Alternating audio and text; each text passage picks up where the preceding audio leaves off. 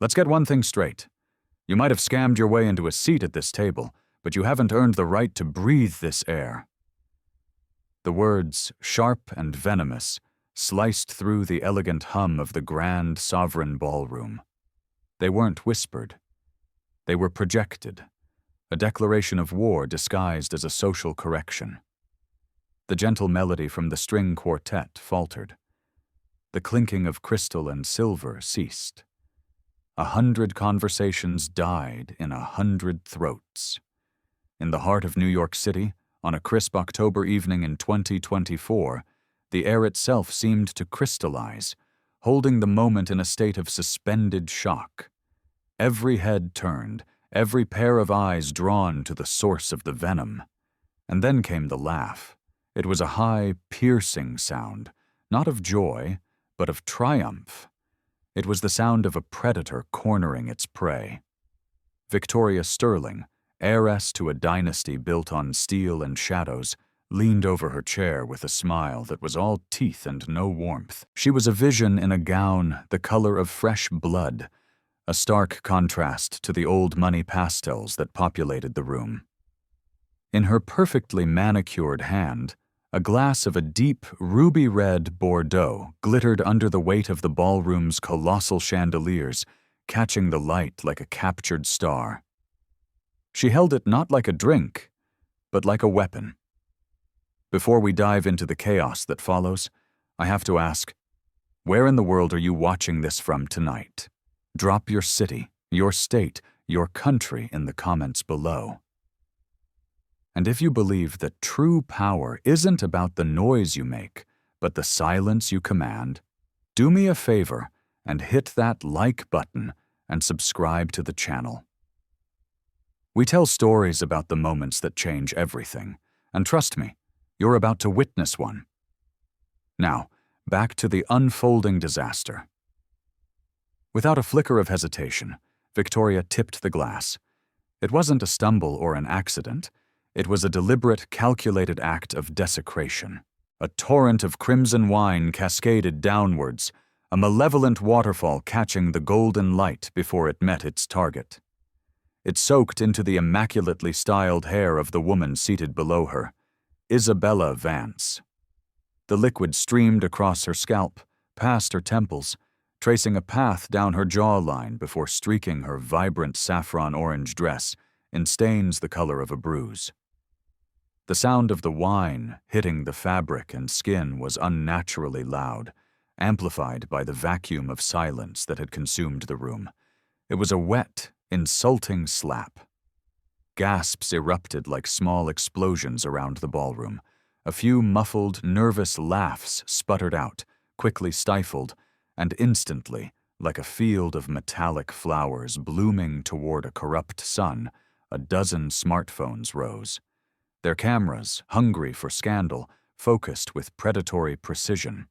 Across the room, a shipping magnate's wife covered her mouth with a diamond-encrusted hand, her eyes wide with performative horror. A clique of young men, heirs to fortunes they had only ever inherited, leaned back in their bespoke suits, grins spreading across their faces. This was better than any entertainment their money could buy. Victoria Sterling threw her head back and laughed again, a sound both beautiful and terrible. She was triumphant, bathing in the spotlight of 100 gazes. "There, that's much better," she announced, her voice a trumpet call of arrogance. "Orange was never your color, darling. Red suits you so much more." She dangled the now empty glass for all to see, tilting it back and forth as if it were a newly won trophy. On cue, a few of her sycophants laughed. Others, further down the social food chain, clapped politely, their applause a testament to fear, not agreement. The message was brutally clear. This was a display of dominance, a public execution of dignity.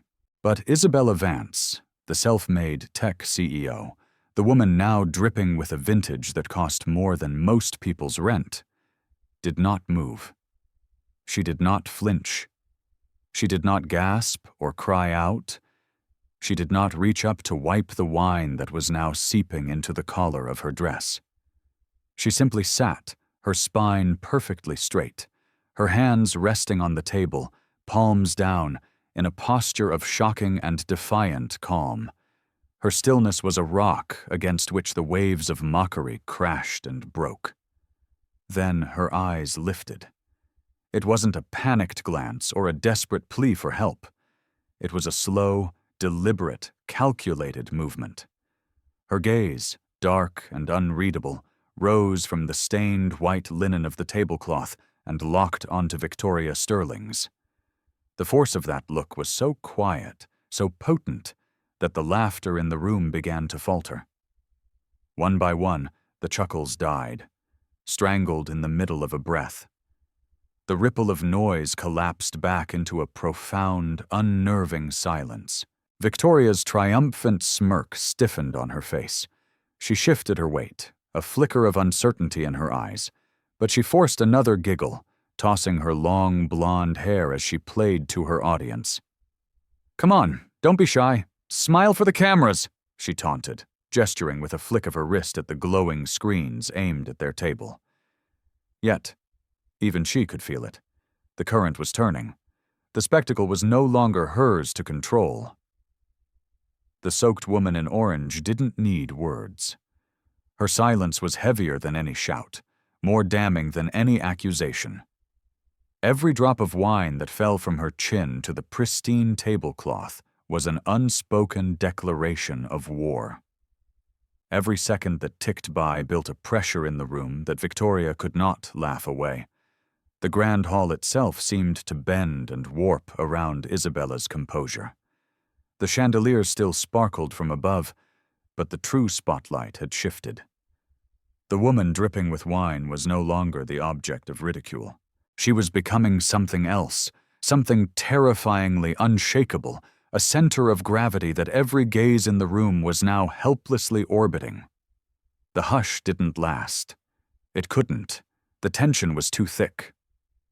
Whispers began to coil through the ballroom like smoke, insidious and sharp. A woman draped in diamonds leaned toward her husband, her hand shielding her mouth as she muttered, "Did you see that? My God, she just sat there. Not a tear." Her husband, a hedge fund manager, grunted in reply. "She won't last 5 minutes in this circle. Not with that kind of passivity." But not all the whispers carried scorn. From the far end of the long, banquet-style table, a grizzled old money patriarch, Arthur Kensington, frowned, his eyes narrowing not at Isabella, but at the preening heiress in red. He leaned toward his neighbor, his voice a low rumble. "Too far. The girl has her father's arrogance, but none of his timing. That was far too far."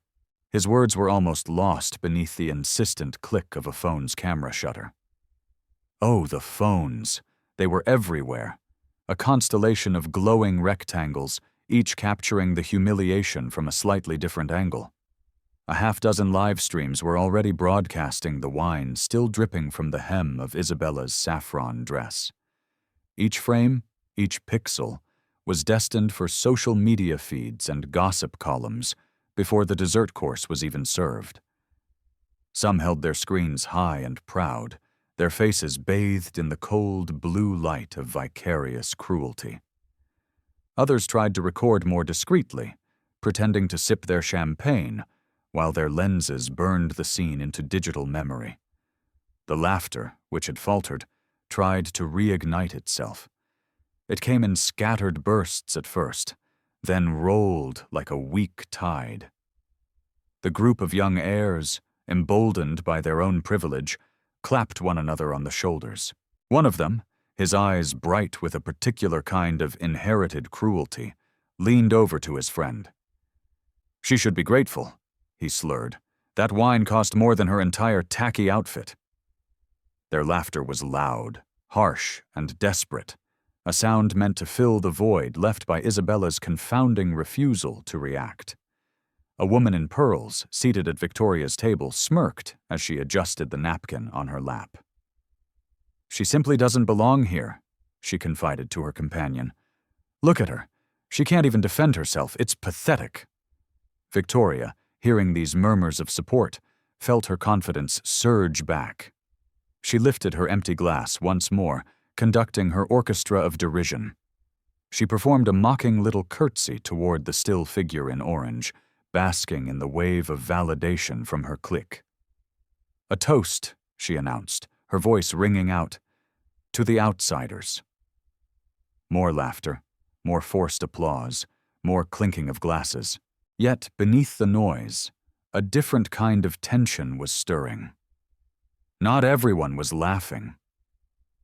At a nearby table, a pair of investors, men who dealt in billions, not gossip, whispered urgently behind their menus.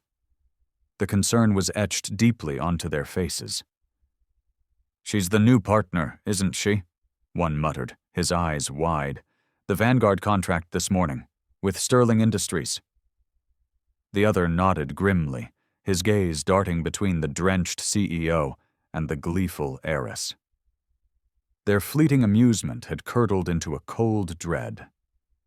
They knew what was at stake, the colossal figures on the signed documents, even if the girl in the red dress did not. Meanwhile, Isabella remained motionless.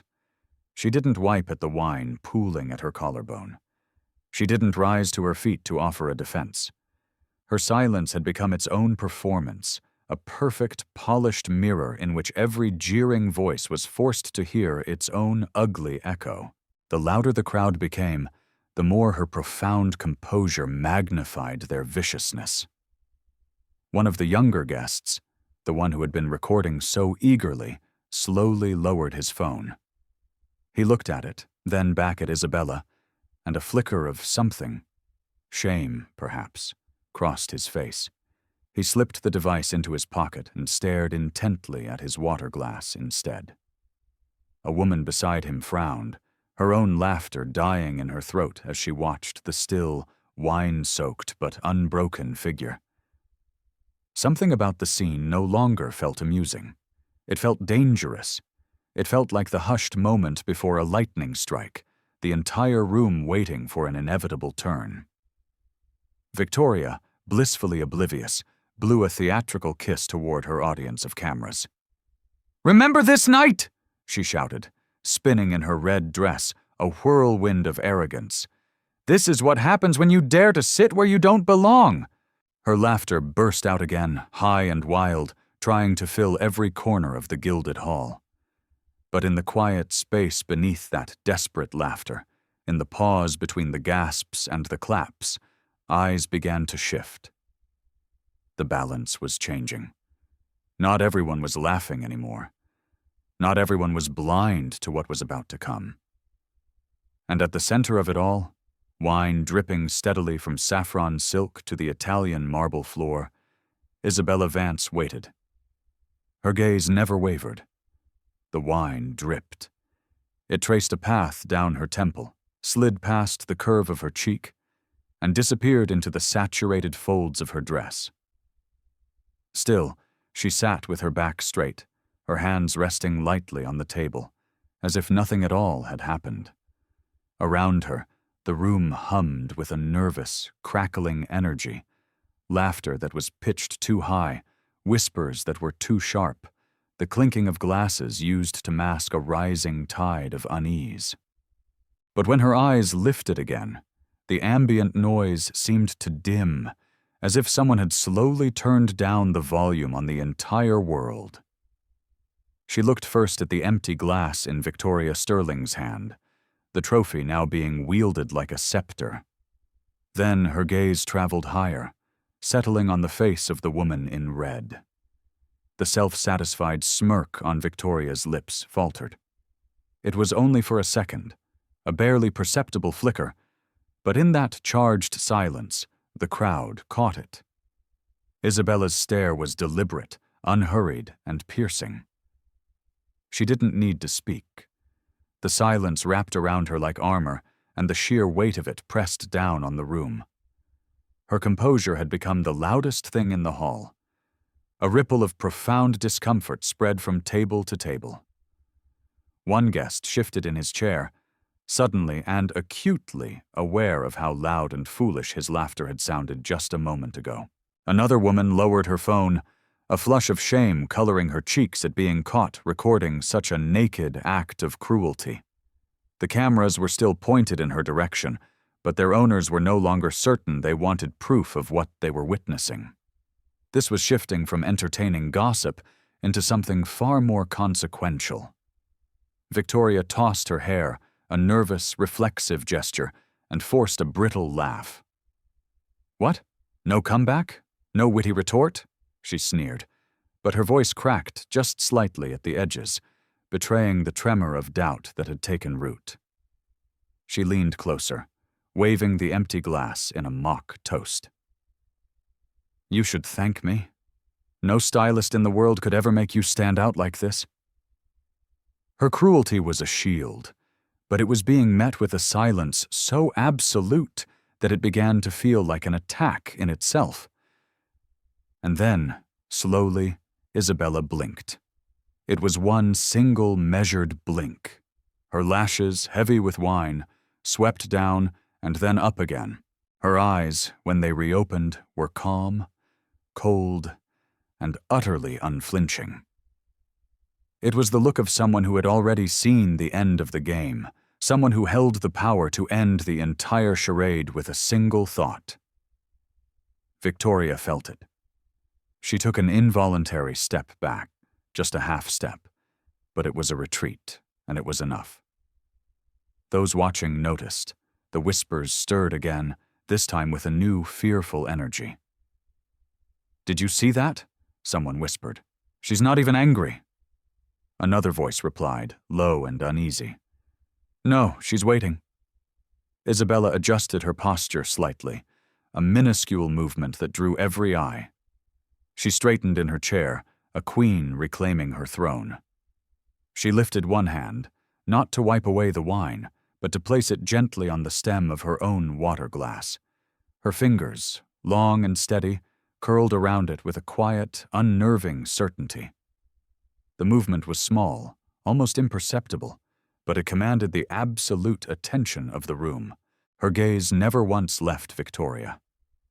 She let the silence stretch, letting it grow thick enough to drown out the mocking giggles that tried and failed to spark back to life. The crowd, without even realizing it, leaned in, drawn by the gravity of her stillness. And in that charged, breathless pause, something fundamental shifted. The spectacle no longer belonged to the woman in red. The spotlight had moved.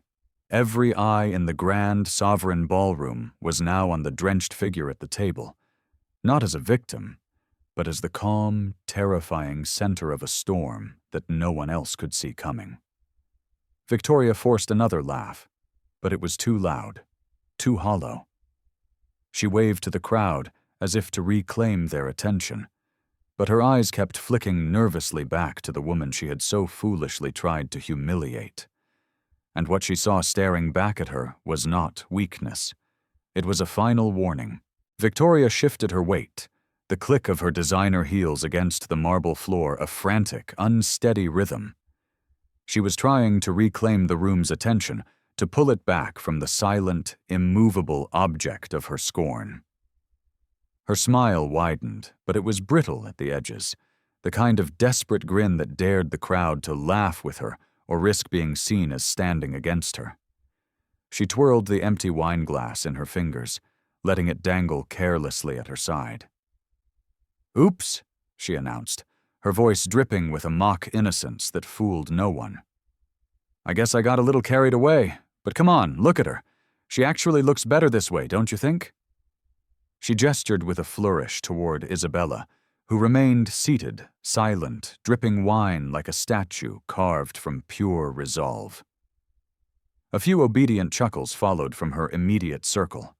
A smattering of applause rose from her most loyal sycophants, all of them desperate to keep their patron's ego intact. One young man, hoping to curry favor, even clapped too loudly, his laugh bouncing around the cavernous hall like broken glass. But beyond that shallow ring of supporters, the atmosphere had curdled.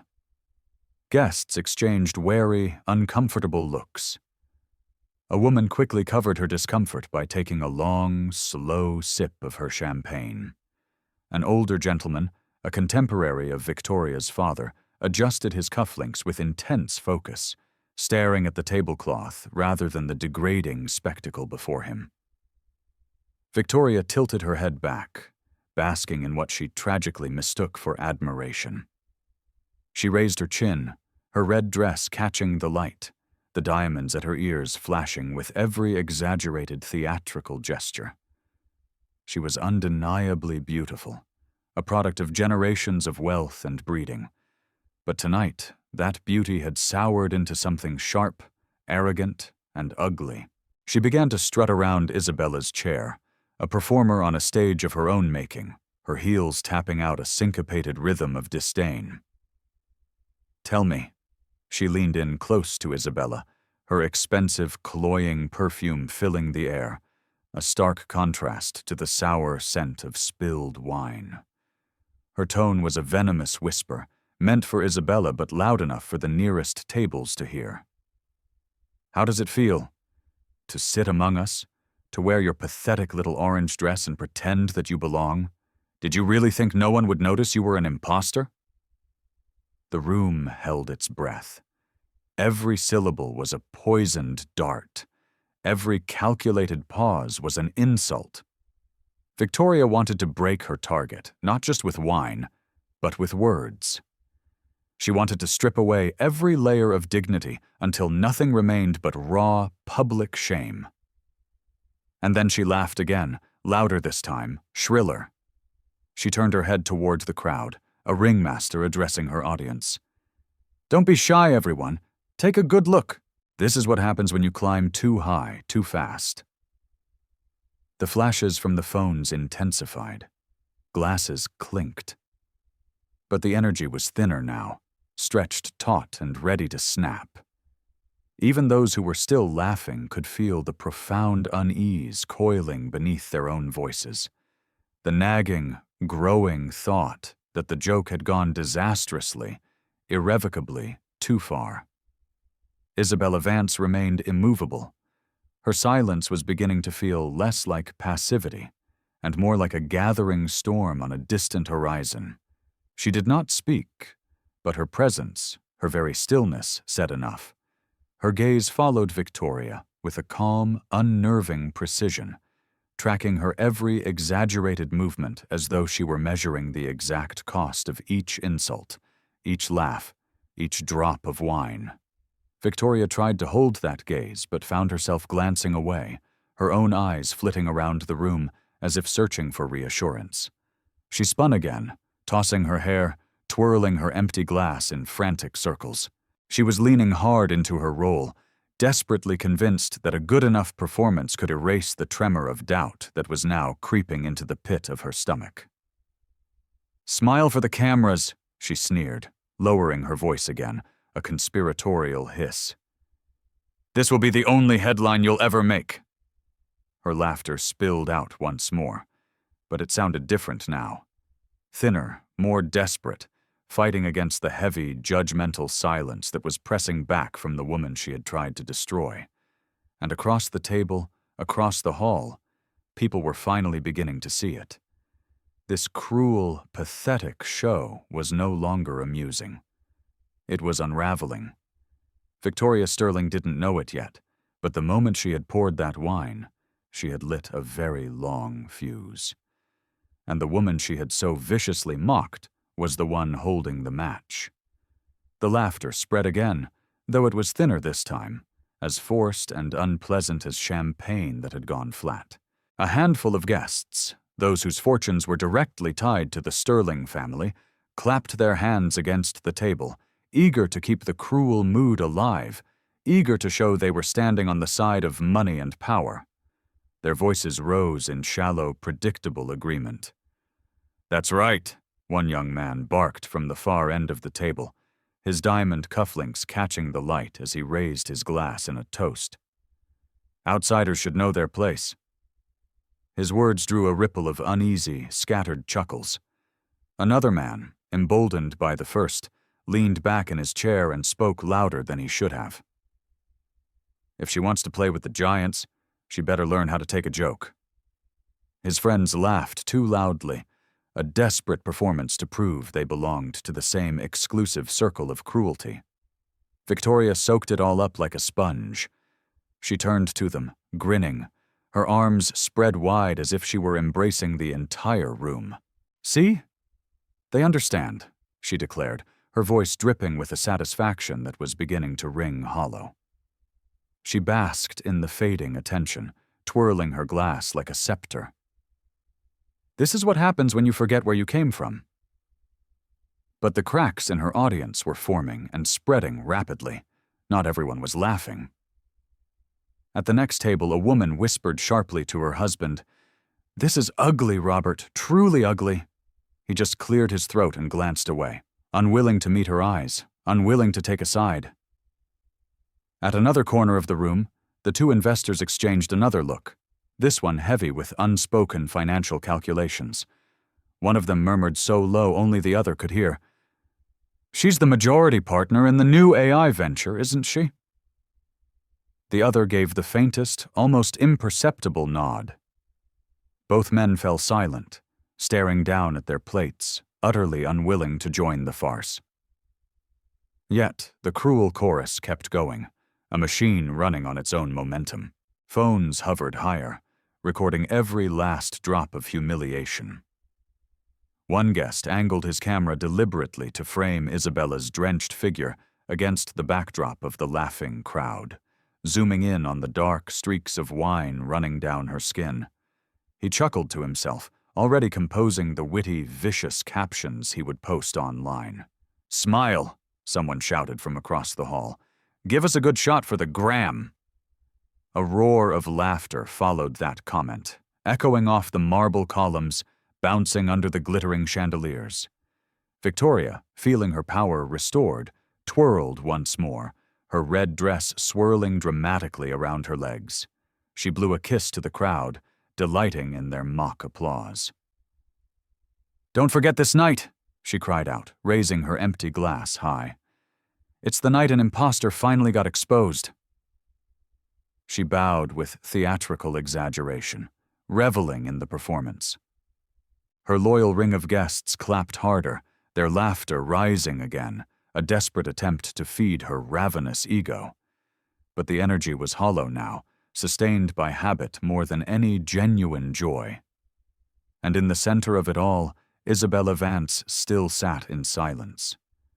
Her stillness was a vortex, pulling in all the cruelty around her and magnifying it, reflecting every laugh and jeer back onto those who gave it a voice. One guest finally noticed. He lowered his phone slowly, a look of dawning comprehension on his face. He slipped it into his pocket, his eyes flicking guiltily toward the floor. A woman near him stopped laughing mid-breath, covering her mouth with her hand as if suddenly ashamed of the sound she had just made. The balance of power was shifting, subtly but undeniably. Victoria, too intoxicated by her own bravado, didn't see it. She bowed again, her blonde hair cascading over her shoulders, her laughter high and shrill. "This is who she is!" she shouted, pointing a dramatic, trembling finger at the soaked woman at the table. "And this is all she will ever be." The applause answered her, but it was softer this time, scattered, uncertain. The spell was breaking. Yet Victoria only smiled wider, blind to the silence that was growing in the spaces between the laughs. She believed, with every fiber of her privileged being, that she was winning. She had no idea that the floor beneath her feet was already beginning to crack. The wine dripped slower now, dark stains spreading like an ominous map across the orange fabric of her dress, but Isabella Vance did not move. She sat anchored in her chair as though it were a throne, and the entire grand ballroom had, against its will, become her court. Her silence was not surrender. It was calculation. In the quiet, orderly fortress of her mind, the scene replayed itself, but not with emotion. It replayed with data, the signatures scrolling across the partnership documents that very morning, the carefully worded press release, drafted but not yet published, celebrating the merger, The numbers, the cold, hard, beautiful numbers that stretched into the billions. 2.4 billion, to be exact. A partnership that the financial world had celebrated as unshakable. A titan of old industry joining forces with a titan of new technology. And now, within the space of a single hour, her so-called partner's younger sister had turned that historic alliance into a cheap, cruel spectacle of public humiliation.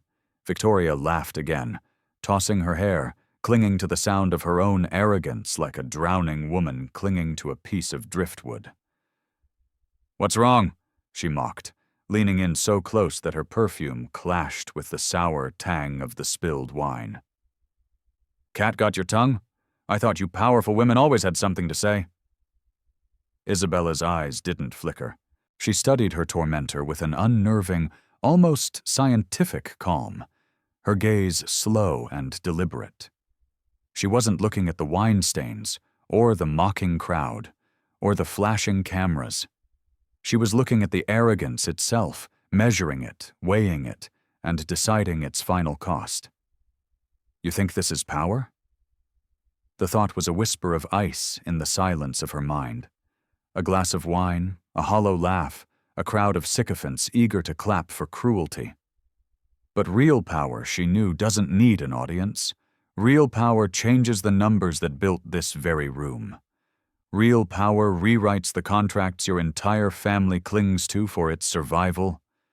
The din of voices around her blurred into a dull, meaningless hum. Every insult, every laugh, every whispered comment merged into a single background noise. All she could hear clearly was the echo of her own hardening resolve. She placed one hand flat on the table, steady and firm. The gesture was small, but it commanded attention. A few nearby guests glanced down, sensing a shift in the energy, a change in the emotional barometric pressure, but unable to name it. Her other hand moved with equal, deliberate care, lifting the folded linen napkin from her lap. She dabbed gently at her jawline, removing a single errant line of wine without hurry or distress. It was not a gesture of weakness, of cleaning herself up. It was a gesture of absolute control. Victoria smirked. "Finally, cleaning yourself up, are we? About time?" Her words were loud, meant to be heard by everyone. But they stumbled in the air, their intended sting rendered brittle and ineffective against the profound silence that followed Isabella's calm, measured movements. Inside Isabella's mind, the decision crystallized. It was no longer a possibility, it was a fact. Every insult, every laugh, every single drop of wine sliding down her skin was tallied, converted into a financial calculation. And the sum was clear: $2.4 billion. Erased with a single word. Her eyes rose once more, meeting Victoria's gaze directly. It wasn't a glare, not even a look of defiance. It was a look of pure, cold certainty. The kind of certainty that unsettled even the most reckless and arrogant of souls. Across the hall, a few of the more astute guests shifted uneasily in their chairs. They couldn't explain it, but they felt it. The gathering storm behind those eyes, the quiet, terrifying inevitability of consequence. Victoria faltered again, just for a second. She instinctively raised her chin higher, trying to smother the seed of doubt with another forced laugh. But the crack in her facade had already appeared.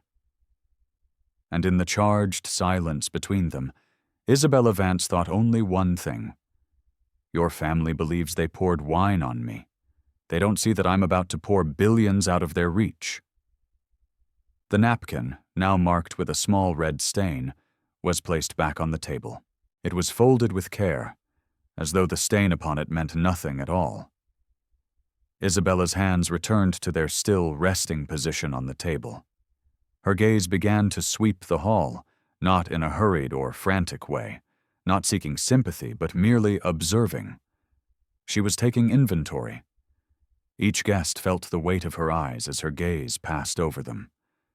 Some, the ones who had laughed the loudest, quickly averted their faces, suddenly fascinated by the patterns on their dinner plates.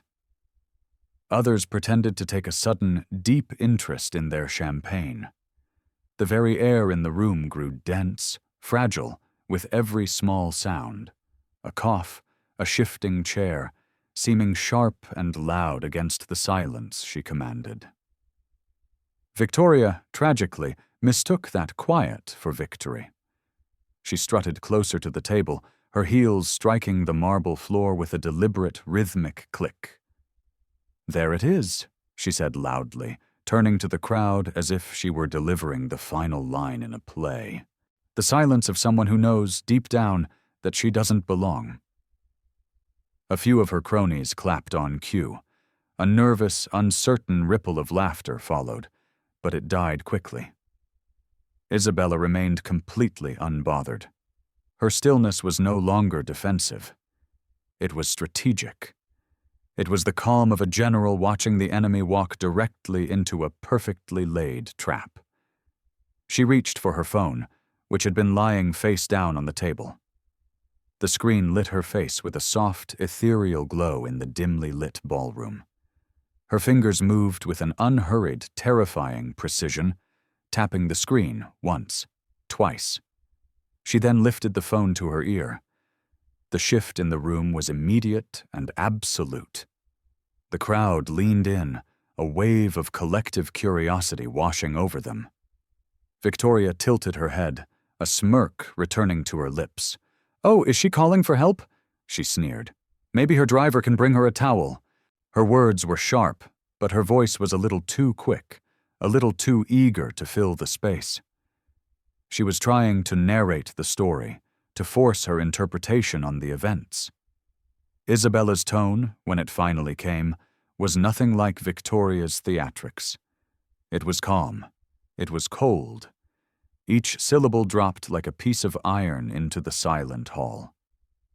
"Terminate the contract," she said, "effective immediately." A hush fell over the ballroom that was heavier and more profound than before. The grand room seemed to contract, the very air pressing inward on the eardrums. Even the string quartet in the corner, who had been nervously waiting for a sign to resume playing, stumbled in their silent waiting, their bows faltering against the strings. Conversations froze mid-whisper. Eyes widened. Glances darted from person to person, seeking confirmation of what they had just heard. Isabella ended the call without any flourish, placing the phone beside her plate as though it were nothing more than an afterthought. Then she folded her hands once more, her posture steady, her eyes fixed forward. Victoria blinked, her laugh caught and strangled in her throat. What did she say?" she asked, forcing another chuckle that rang completely hollow. No one answered her. The crowd's focus had shifted entirely. They no longer looked at the woman in the blood-red dress. Their eyes clung to the drenched figure at the table, the one who had spoken just 5 words, and, in doing so, had shifted the very foundations of the room. A man at the far end of the table, one of the investors who had been whispering earlier, pulled out his own phone, his thumb scrolling frantically. His face drained of all color. He nudged his neighbor, whispering urgently, his voice tight with panic. Another guest's screen lit up, displaying a breaking news alert from a financial wire. The whispers grew faster, sharper, a panicked hiss spreading through the crowd. "She can't mean the deal, not today's deal." Victoria's smile had completely vanished, replaced by a mask of confusion and dawning fear. She tried to wave her empty glass again to command their attention back. "She's bluffing," she scoffed, but her eyes flickered, betraying the deep crack in her confidence. "She's just putting on a show." Isabella said nothing more. She didn't need to. Her silence was louder than any declaration could ever be. The colossal weight of what she had just done began to settle across the hall like volcanic ash after an eruption.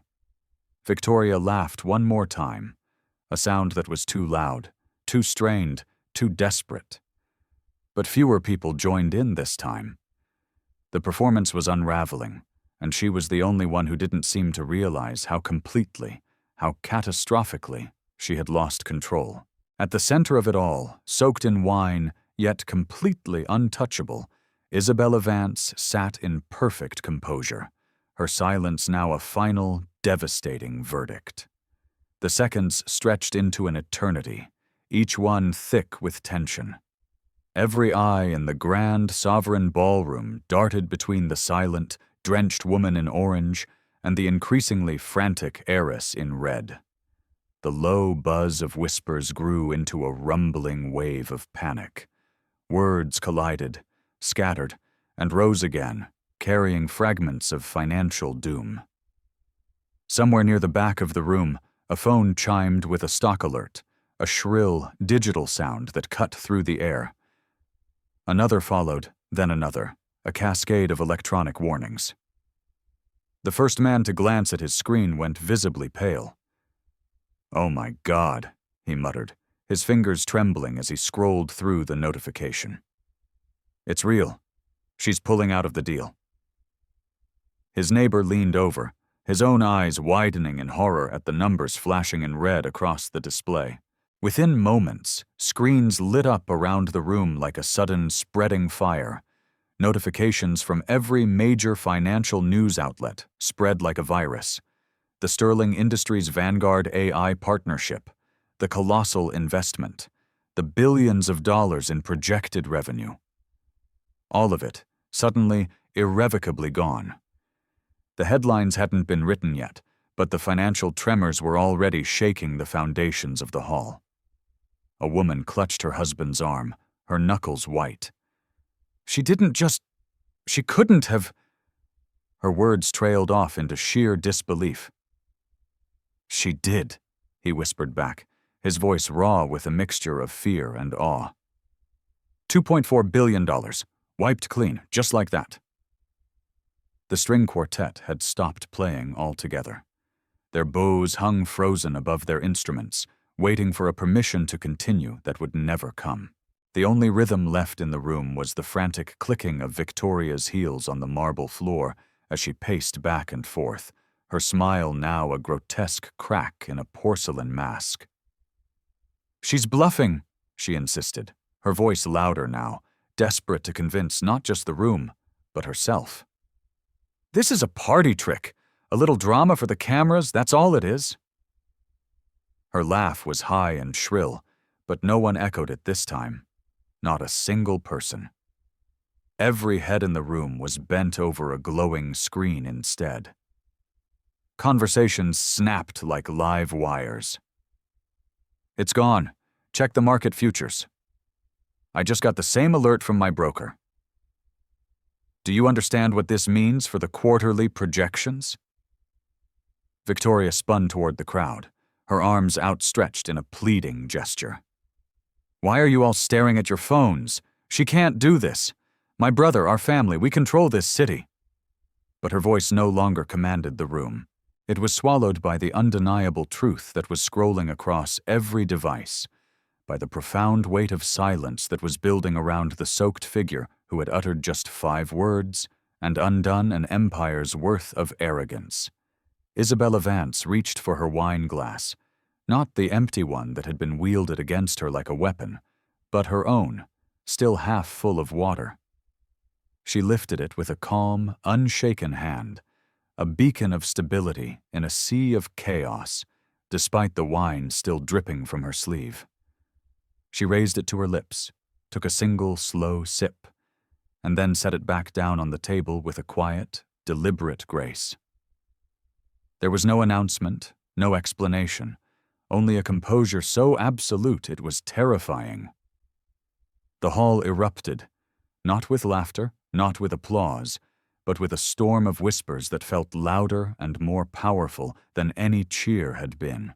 Chairs scraped against the floor as guests leaned toward one another, frantically piecing together the cataclysm that had just unfolded before them.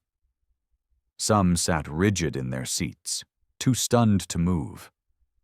Others were already scribbling notes on napkins, their minds already in the boardrooms and on the trading floors where the consequences of this night would play out. Victoria's breathing quickened. Her chest heaved. She spun back toward the woman she had tried to humiliate, her red dress clinging to her, as though even the fabric knew the fire had been extinguished. "You think you can scare me with this little game?" she demanded, but the tremor in her voice betrayed her completely. Isabella finally lifted her eyes again, as calm as ever, meeting her tormentor's gaze with the same unflinching steel. She didn't answer. She didn't need to. The room itself, with its 100 glowing screens and 1,000 panicked whispers, answered for her. Because everyone in that room now understood. This wasn't theater. This was power. Real, devastating, world-altering power. Victoria's laughter tried to rise one last, pathetic time, brittle and forced, but it broke in her throat before it could fill the room. The audience no longer belonged to her. The guests had shifted in their seats, their faces illuminated by the cold, blue glow of their screens, their murmurs sharpened with the urgency of self-preservation. No one cared for her theatrics anymore. They cared for numbers, for markets, for the financial earthquake that was trembling beneath their own fortunes. One man near the head of the table, a prominent Sterling board member, barked into his phone, his voice trembling with rage and panic. "Sell! Sell it all now!" His words shot across the room like a flare in the night, sparking a chain reaction of more calls, more frantic whispers. A woman in a silk gown gripped her clutch so tightly her knuckles had turned white. She stared across the table at the drenched figure of Isabella Vance and whispered, almost to herself, "She really did it. The madwoman actually did it." Victoria spun on her heels again, her red dress fanning out dramatically, as if the movement alone could pull the spotlight back to her. "Don't listen to her!" she shouted, but her words rang hollow, swallowed by the rising storm of financial panic she had unleashed. "She can't. She doesn't have that kind of power. My brother, our family." But the crowd wasn't listening to her anymore. They had seen enough. They had heard enough. The profound silence of Isabella Vance had spoken with more authority and finality than Victoria Sterling's shrill protests ever could. Isabella, still seated, adjusted her posture with an effortless, regal grace. She placed her hands flat against the stained linen of the tablecloth, her fingers relaxed, her eyes scanning the hall, as though she were a queen, surveying her own domain. The dark stains on her orange dress glistened in the chandelier light, but they no longer looked like marks of humiliation. They looked like battle scars. They looked like a crown that had been painted in blood red. One guest, Arthur Kensington, the old patriarch, dared to speak the truth aloud to his companion. "She owns the floor now." His voice was low, but several heads around him nodded in solemn agreement. It was an undeniable fact. Victoria's mask of bravado finally cracked and fell away. She turned back toward Isabella, her voice trembling beneath the crushing weight of her fury. "Do you have any idea who I am?" she spat, her words brittle and sharp. "Do you know what family I come from?" Isabella lifted her gaze, unhurried and steady, and for the first time since the assault, she spoke again. Her tone was calm, clear, and it cut through the air like a blade of obsidian. "I don't need to know who you are," she said, her voice carrying to every corner of the silent room. "What matters is who you'll be after tonight." That line fell with a heavy physical thud across the banquet hall. Guests exhaled sharply. Some gasped. Others nodded slowly, as though they had been waiting for her to speak those very words. The statement was measured, not loud, yet it echoed with more power than all of Victoria's screams combined. The younger woman staggered a step back, clutching her empty glass so tightly it was a wonder it didn't shatter in her hand. Her eyes betrayed the raw, primal fear she could no longer hide. She tried to laugh it off, to twirl again, but her movements were clumsy, robbed of their earlier confidence. The performance was over, and she knew it. Meanwhile, Isabella's silence returned, heavier and more meaningful than before. She had given them only one sentence, yet it was enough to fracture the entire night into a clear before and after. Around the room, guests whispered furiously, their voices weaving a new and terrifying narrative, not of a woman's humiliation, but of a dynasty's reckoning. The wine on her skin glistened like firelight. The entire room seemed to unconsciously bow to her presence. And as she sat there, still as stone, Victoria Sterling finally realized something she had never believed possible in her entire pampered life. Her laughter had lost all of its power.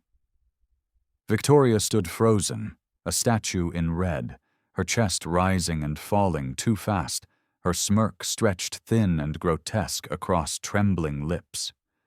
Around her, the grand banquet no longer resembled a celebration. It felt like a tribunal, and every eye in the room had turned not toward her, the accuser, but toward the woman she had tried to drown in wine, the woman who was now, undeniably, the judge.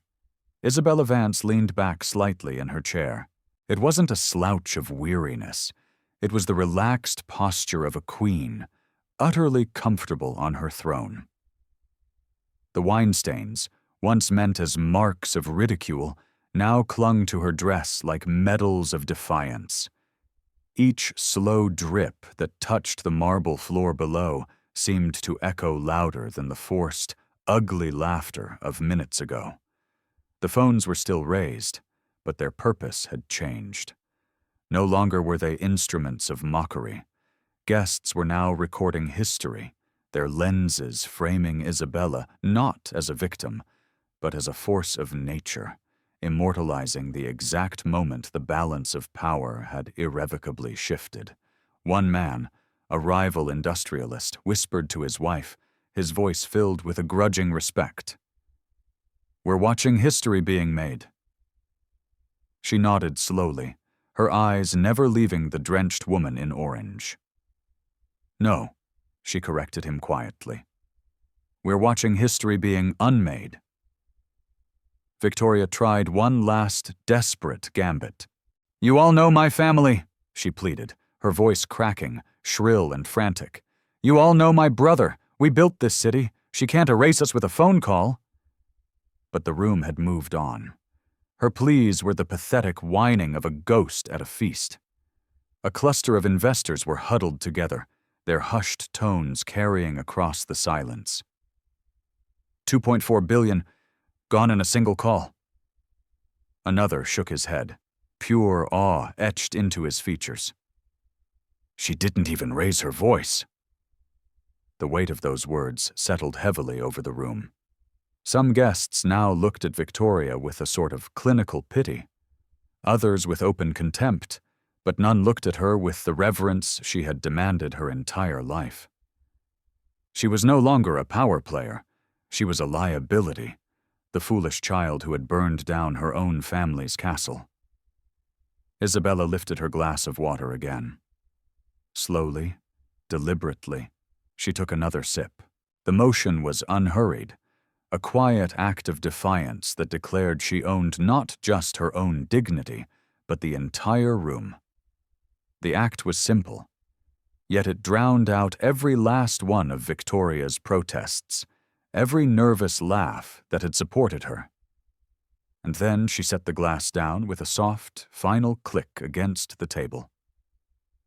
That sound carried more authority than all of Victoria's shouting.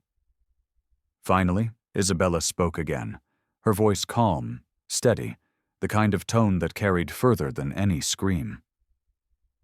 "This room," she began, "celebrates wealth, power, and legacy." Her words slid through the crowd like electricity. Heads tilted forward, listening, absorbing, phones recorded with renewed urgency. But you are mistaken if you believe those things are inherited in a glass of wine. They are built, they are earned, and they are protected. Victoria stiffened, her face flushing a deep, mottled red that clashed horribly with her dress. Isabella continued, never raising her volume, yet each word struck harder than the last. Tonight, you tried to humiliate me. You tried to remind me of my place. But what you have actually done is remind everyone in this room that true power is not about spectacle. It is about consequence. A silence heavier than marble settled over the guests. They sat motionless, waiting, watching, unwilling to miss a single breath of what would come next.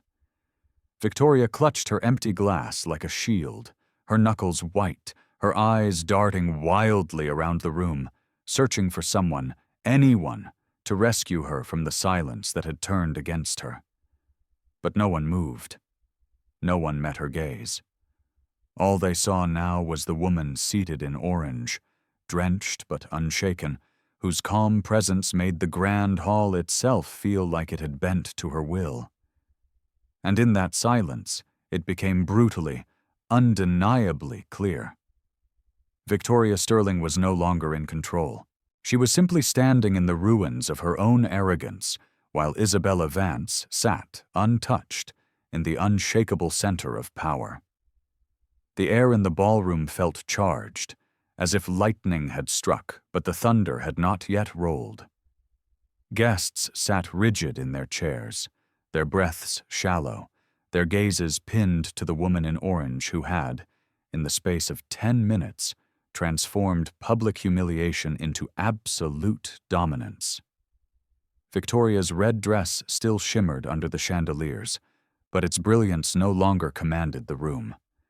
It clung to her like a shroud of desperation, the fabric of someone who had lost everything and didn't even know how. She tried one last time, her voice trembling as she forced the words out.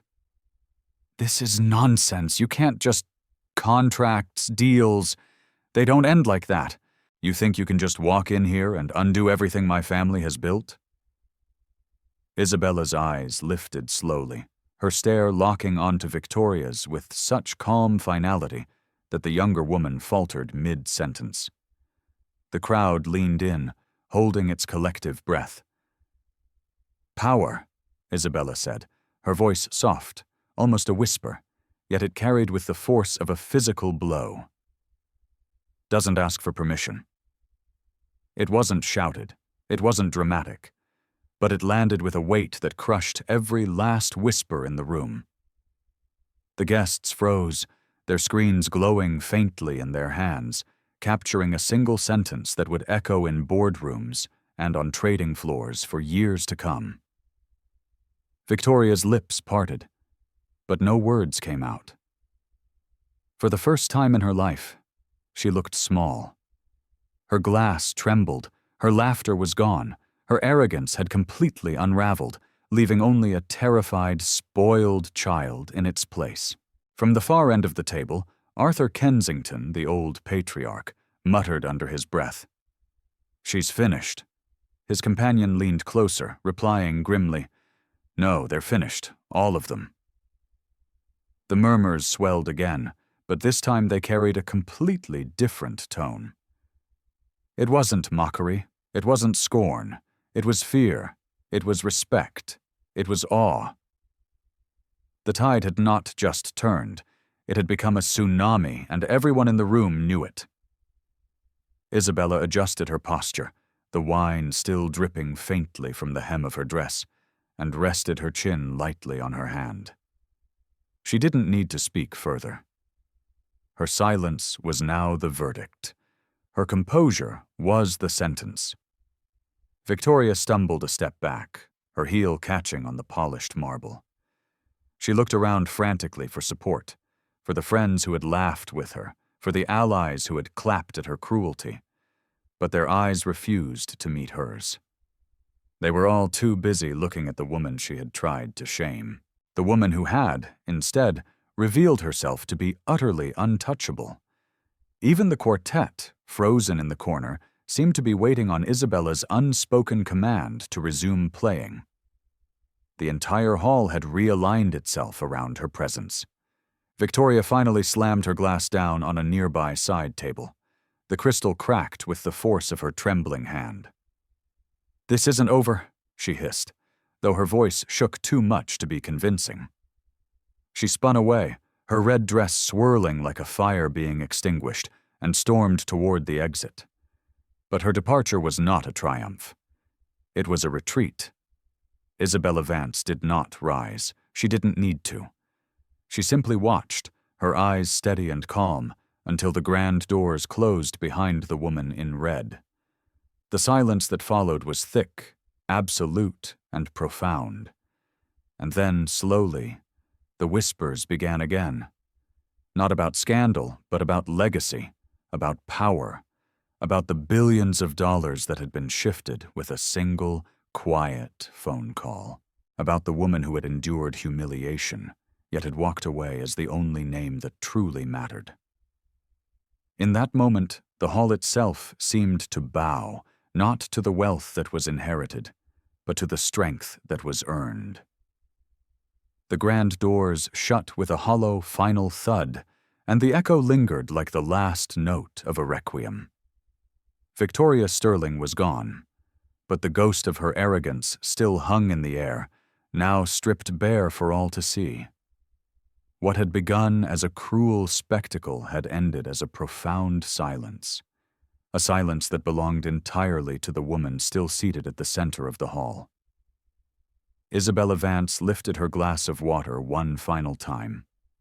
The chandelier's glow danced across its rim, and for a heartbeat, the crowd saw not the ugly stains on her dress, not the wine dripping faintly to the marble floor, but the unshakable poise of a leader who had turned mockery into mastery. She took a slow, deliberate sip, set the glass down with a quiet grace, and looked around the room. One by one, eyes dropped before hers. Phones were lowered. Whispers died. No one dared to laugh now. No one dared to sneer. The guests who had eagerly joined in the cruelty earlier sat rigid in their chairs, a pool of shame collecting in their silence. Others, those who had watched with a quiet unease, now leaned forward with a respect they could not disguise. She spoke, her voice steady and low, but carrying with effortless ease through the silent hall. "Dignity," she said, "doesn't vanish when wine is poured on it. It doesn't shatter under the weight of laughter. Dignity endures, and tonight, every single person in this room has learned who truly holds it." The words settled like stone, immovable and undeniable. A murmur spread through the room, but this time it was not of mockery or panic, but of acknowledgement. Investors exchanged glances heavy with new calculations. A woman at the far end whispered to her companion, "She owns this room. She owns the future." The reply came as a grim, certain nod. "And she owns the deal that is now gone forever." At last, Isabella rose. The movement was slow, unhurried, yet it rippled through the hall like a soft peal of thunder. The stains on her orange dress glistened under the light, but they no longer looked like shame. They looked like proof that even when drenched in cruelty, she stood untouchable. Chairs scraped against the marble floor as some guests instinctively rose with her, unsure whether it was respect or fear that was moving them. The string quartet, still silent, lowered their bows altogether, sensing the night had passed far beyond the realm of music. She turned toward the exit, her steps measured, each one echoing in the profound silence. No one blocked her way. No one dared. As she passed, the sea of wealthy guests shifted, parting before her like subjects before their sovereign. Just before she reached the door, she paused. She looked back one last time. Not at the empty space where Victoria had stood, not at the shattered glass left behind, but at the crowd itself. Her gaze swept over them, calm and resolute. Power doesn't come from spectacle, she said, her voice a clear, final lesson. It comes from what happens after. And with that, she stepped through the doors, leaving behind a hall filled not with laughter, but with awe. The guests sat frozen in her wake. The whispers, the headlines, the market fallout, all of that would come later, on the trading floor, in the boardrooms, in the press. But for now, in the grand sovereign ballroom, the silence said it all. She had entered the evening as a guest. She left it as the only name that mattered. The story doesn't end here. In many ways, it's just beginning. What do you think happened the next day at Sterling Industries? Let me know your theories in the comments. And if this story moved you, make sure you're subscribed and have hit that notification bell, because you won't want to miss what comes next. Thank you for being here, and for being part of this community that values strength, dignity, and the quiet power that can change the world.